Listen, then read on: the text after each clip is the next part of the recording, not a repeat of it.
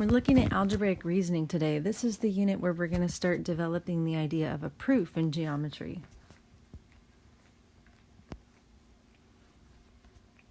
So first, we're going to look at algebraic properties.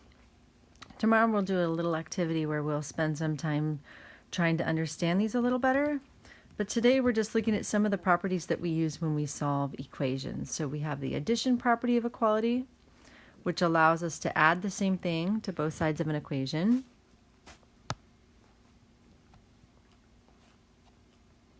And we have the subtraction property, which allows us to subtract the same thing from both sides of an equation. The multiplication property, which allows us to multiply the same thing by both sides of an equation, as long as that thing is not zero. And then the division property of equality, which allows us to divide both sides of an equation by the same thing. And again, we would say we only do this as long as the thing we're dividing by is not zero. When you're solving equations in algebra, you usually think of this as whatever you do to one side, you do to the other. So these are called properties of equality, and we use them anytime we solve equations. The other thing we do sometimes when we solve equations is we make substitutions. So if we're ever making a substitution, we would call that the substitution property of equality. If two things are equal, you can sub them out. So you can see in the example that the additive property of equality was used to add 2x to both sides, and then to add 2 to both sides. And then the multiplicative property of equality was used to divide both sides by 13. So the reason why we're calling it the multiplicative property and not the division property is because dividing by 13 is the same as multiplying by 1 over 13. So we'll call that the multiplicative property of equality. And then in the last step, we're using substitution because we're replacing 13 over 13 with 1, right? 1x or x. So we're simplifying the expression is always going to be substitution. So then we'll look at the distributive property. We can use the distributive property with addition, right? This is where we make sure we multiply all the way through. But we also use the distributive property when we divide, right? So division is like multiplying by the reciprocal. So it's really important that when you have a binomial, right? Like here in the numerator, we have a plus b as our binomial, and then you divide. You're actually dividing both parts of the binomial by whatever your divisor is. Okay, so here's an example. Somebody solved this problem in algebra, right?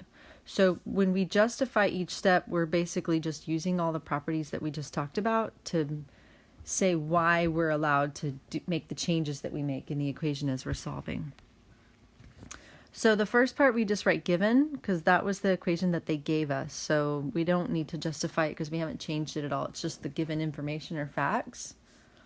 In the next step, we can see that we distributed, or we used the distributive property.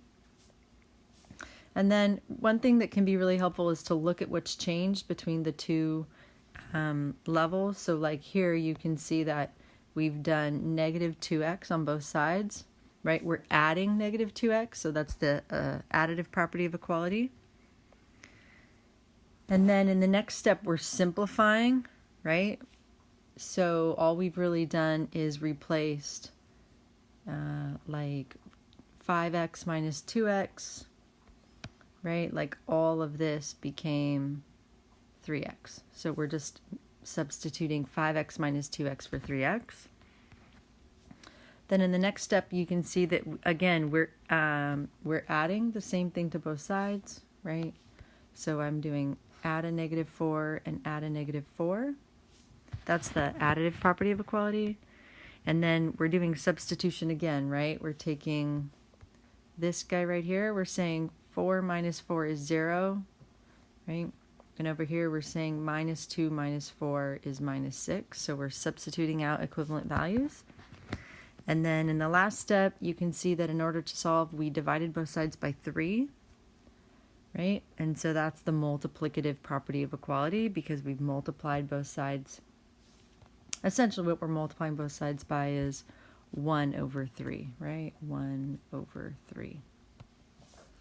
So you're all probably pretty adept at solving equations. What you're not used to doing is having to state the reason why you're allowed to do each step. But thinking through that can be really helpful as we look toward proofs in geometry.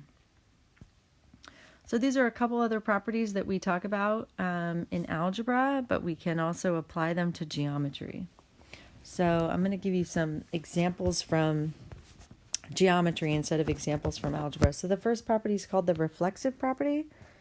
I like to think of this property as like your reflection. So that's why I have this little dude over here who's looking in the mirror. He's looking at his reflection. When you look in the reflection, you see yourself, right? So the reflexive property is about saying that things are equal to themselves, equal to themselves. Then in the symmetric property, we're saying that things are symmetric, right? So think of like a butterfly. It's the same on the right as it is on the left. So notice that in the symmetric property, we're saying that it's okay if A equals B, it's okay that A is on the left and B is on the right. And then you can switch them and you can put B on the left and you can put L on the right. In other words, if you switch the design of a butterfly, right, and you move this design over here, that the butterfly would still look the same. Like when you have symmetry, you can flip what's on the left with what's on the right and you still end up with the same thing. So that's the symmetric property. And lastly, when we have the transitive property, this is a little bit like when we talked about the law of syllogism, right? If A is equal to B and B is equal to C, then we should be able to create like a little shortcut where we're saying, well, then that means that A will be equal to C. You can do something similar, right? If John has the same amount of money as Jeff, and Jeff has the same amount of money as Courtney, then we should be able to deduce that John and Courtney have the same amount of money. So let's look at the properties of equality that each statement is illustrating.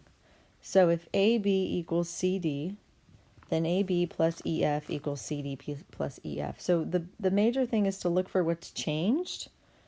Okay, so what I notice what's changed between this statement and this statement is that EF has been added to both sides, right?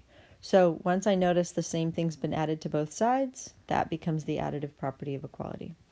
Okay, let's look at the next one. So what's changed between here and here? Well, it looks like what they did was they drew a shortcut, right? They skipped over the 4 and they went, if 2 equals 4 and 4 equals 6, let's just make a little shortcut and go from 2 to 6. And that's going to be the transitive property. All right, next one. Let's see what we notice in the next one, part C. If xy equals AB and AB equals xy, we're noticing that this was the left and this was the right. And now this is the left and this is the right. And so we're noticing that we have symmetry. So that's the symmetric property. Okay, and then the last thing is that 34 degrees is equal to itself, right? So you might think of like, oh, 34 degrees, he's looking into a mirror, right? And he's seeing himself in the mirror, he's seeing his reflection. That's going to be the reflexive property. So here's an example. You reflect the beam of a spotlight off a mirror that's lying flat on a stage as shown. Determine whether the measure of angle DBA is equal to the measure of EBC. So it looks like it is, but we can show that it is by listing some steps, right? And then providing a reason why each of these steps is true, right? So can I show that the green angle is equal to the red angle, right? And I should be able to do that if I know that angle 1 is equal to angle 3. So first of all, how did I know angle 1 was equal to angle 3? If you look at the picture, that's marked right here and right here. So they were trying to mark it in the picture. So that's the given information that was provided in the picture. Then I know that you can create angle DBA, okay, so that's my red angle, by adding angle 3 and 2. And I also know that you can create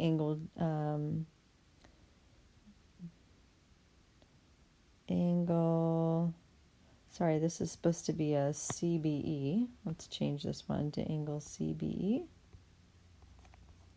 by adding angles 1 and 2 together. So that's the green angle. Okay, so this was the red angle in my picture. This is the green angle in my picture. So what allows you to add 2 smaller angles together and get the bigger angle? That's the angle addition postulate. Okay, so then I've got angle 1 plus angle 1 plus angle 2 minus angle ABC. Right, we can make a substitution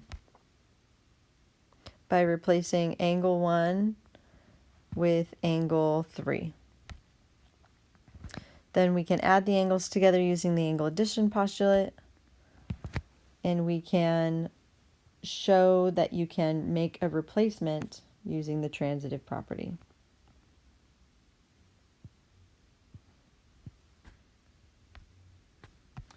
So usually when we have a proof, we use a table. It's just an easy way to organize our statements and our justifications.